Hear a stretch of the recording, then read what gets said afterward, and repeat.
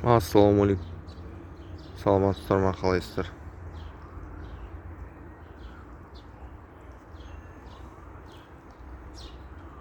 Осы жерде 10 индаутка 2-3 штук қаз қалды.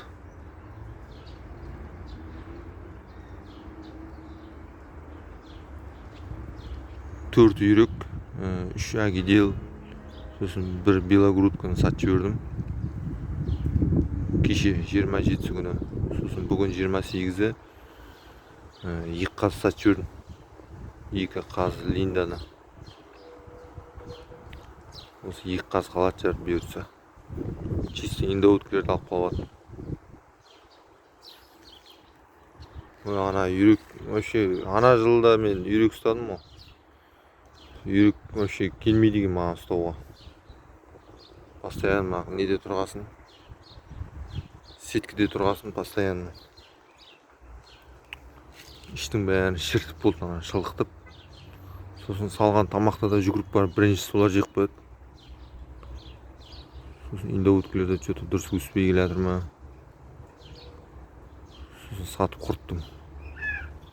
Қарны аш болса бақыра береді. Барқылдап, қақылдап. Үйреніп қалған өзіміздің индаутка дұрыс екен. Еті де дұрыс. Мен шыны керек үйректің етін жей алмайды екенмін. Алдында бір рет жеп көрдім ғой, вообще жей алмадым.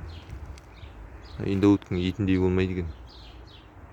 Олардың еттері диетический ғой.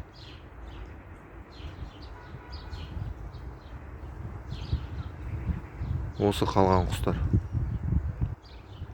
Ана 2 қаз сатылса сатылады. Сатылмаса өзім ұстай беремін ары қарай. Бірақ индауткілер солай қалады, 10 штук.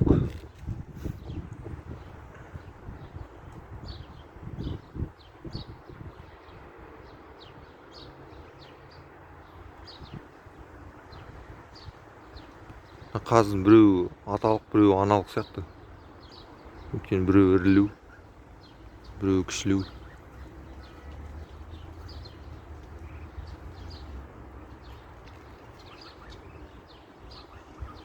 Ақтөбеде 2 күннен бері жаңбыр. Жердің бәрі шылқып, қораның іші деген балшық болып жатыр, айтатын жоқ.